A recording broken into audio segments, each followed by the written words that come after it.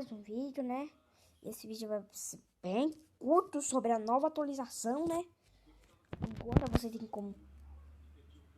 Peraí, acho que tirar a câmera é melhor. Agora tem como pintar a porcaria do Stickman. Olha, o cara rico, o cara invisível. E eu vou fazer o cara sombra, né? Agora eu vou fazer o cara sombra. Aqui, ó. O cara sombra. O cara estressado. Mas agora que eu percebi, tá fazendo uma série de Among Us.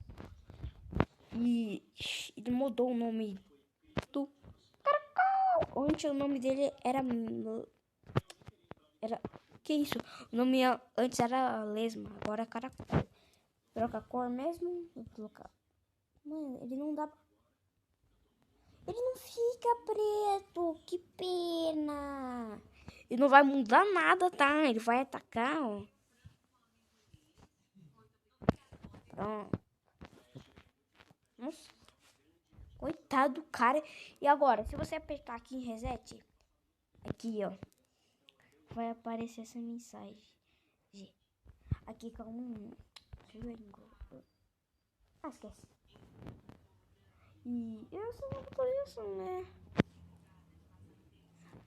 Chegou umas coisas ainda não. E, véi, ó, comenta nos comentários o que você queria que visse. Eu queria que visse uma água no TCRP e um copo e também uma arma nova. Tipo, uma bazuca, véi. Uma bazuca. Eu quero uma arma nova no TCRP. E também eu queria um boneco novo, velho. Um boneco, sabe? Um novo, porque só tem um boneco. Eu queria um boneco novo. Tipo, aí vai ficar 2 bonecos. O Stickman e outro cara. Tipo, assim. Pense que é o cara.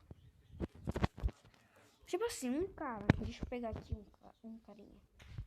Assim, um cara de chapéu, mas eu já tenho. E é isso, nova atualização. Tchau.